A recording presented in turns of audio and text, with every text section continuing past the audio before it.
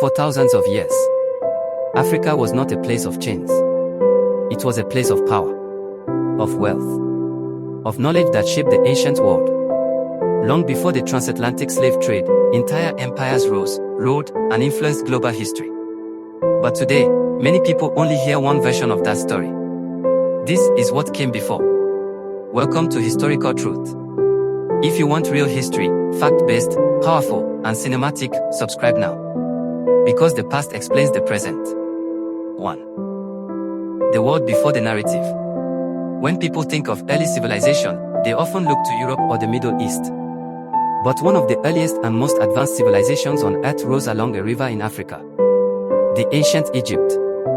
For over 3,000 years, Egypt developed systems of writing, medicine, architecture, and governance. This was not primitive society. This was organized, advanced civilization. But Egypt was not alone. 2. Power to the south. To the south of Egypt rose another powerful civilization, the Kingdom of Kush. Kush was more than a neighbor. At times, it rivaled Egypt. At one point, it conquered and ruled Egypt during the 25th dynasty.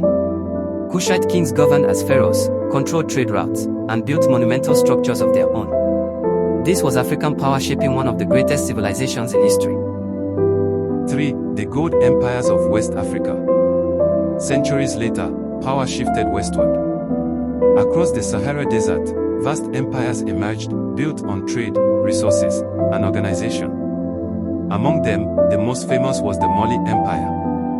At its height, Mali controlled major trade routes linking Africa to North Africa, the Middle East, and Europe. Gold, salt, and goods moved through its cities. And at the center of it stood one of the most remarkable rulers in history, Musa. His wealth became legendary. During his pilgrimage to Mecca, his distribution of gold was so vast that it affected economies along his route.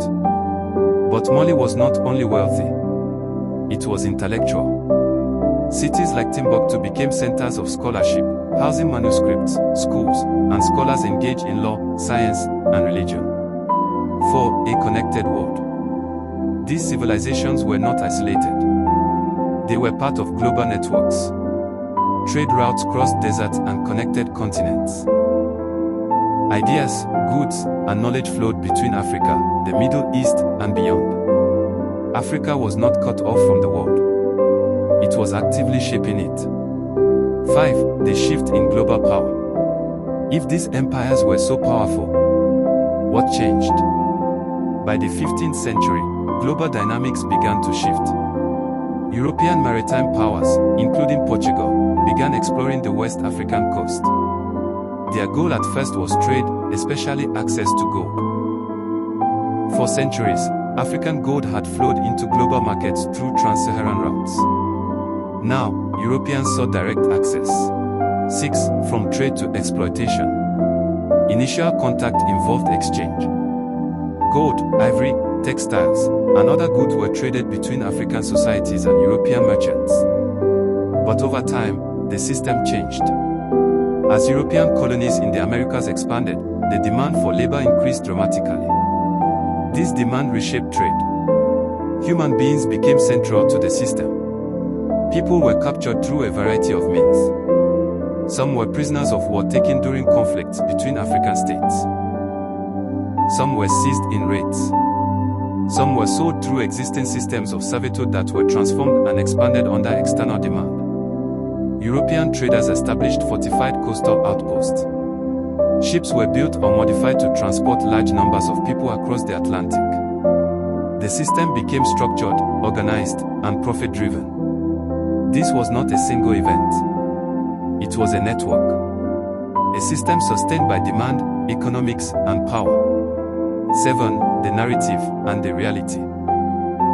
Over time, a narrative took hold. That Africa's history began with slavery. That its people were always defined by it. But that is not historically accurate.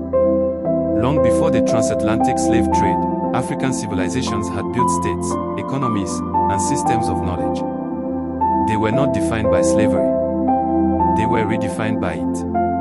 8. The lasting impact. The transatlantic slave trade forcibly displaced millions of people. Communities were disrupted. Societies were altered. Histories were fragmented. And as this became the dominant global story, earlier histories became less visible in mainstream narratives. 9. Why this matters. History shapes perception. When only one part of a story is told, understanding becomes limited. The reality is broader, more complex, and more connected. Africa's history includes empires, trade networks, intellectual centers, and cultural influence. It also includes exploitation, disruption, and resilience. Africa's story did not begin with slavery. It is a much longer history, one that includes power, transformation, and endurance. If this changed how you see history, like the video and subscribe to Historical Truth. Because the stories you don't hear are often the ones that matter most.